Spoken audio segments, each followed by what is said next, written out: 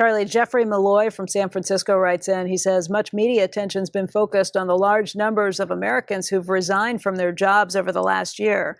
What do you make of this trend, and what advice would you give to CEOs seeking to retain their employees?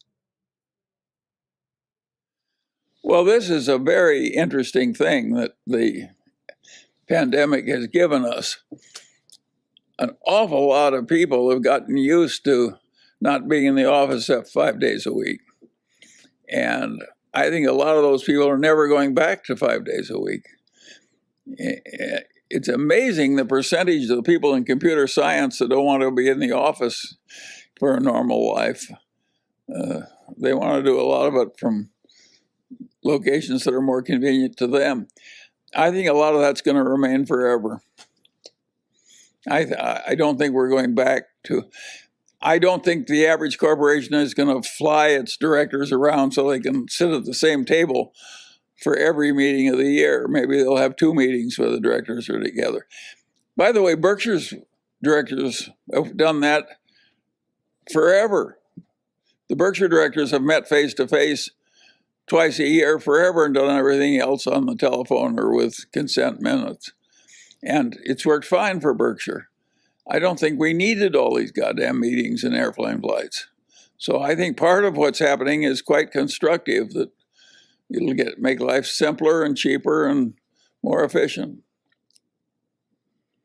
I don't think we're going back for some kinds of work. Now, on the other hand, they made the welfare so liberal, just helicoptering this money out, it was just hell to even man your restaurant so you can serve the patrons. I think we probably overdid that a little. I think Larry Summers is quite possibly right that we overshot a little with some of the stimulus, and we would have been smarter to do a little less.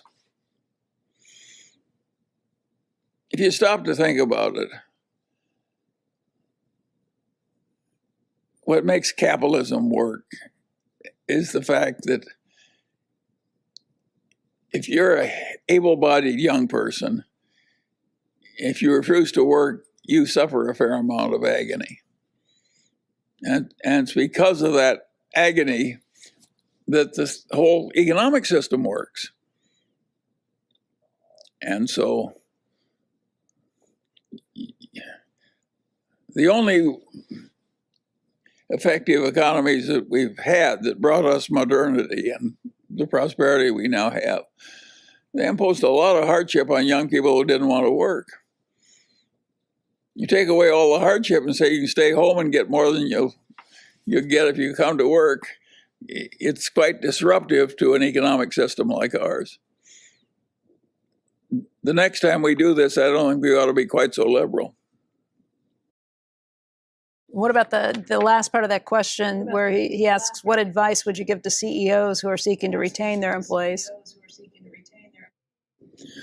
Well, every CEO I know is adapting somewhat to some people who work differently than they did in the past. So I think some of these changes are here forever. If your job in life is to get on the telephone and talk to other engineers all over the world while you solve problems, why do you have to do it from an office?